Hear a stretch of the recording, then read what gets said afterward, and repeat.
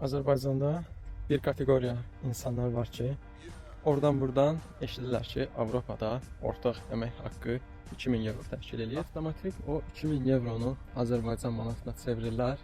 Niyə görə çevirirlər bilmirəm. İnsanlar bir neçə şey unudurlar ki, sən Azərbaycanda manat qazanıb manat xərcləyirsən, Avropada cəmaət evro qazanıb evro xərcləyir. Evro onda dəyərli olardı ki, sən Avropada qazandığın evronu gəlib Azərbaycanda xərcləyəsən. Avropada qazandığın evronu Avropada xərclədiyin zaman bu zaman müəyyən sənin bir çox xərclərin ortaya çıxır.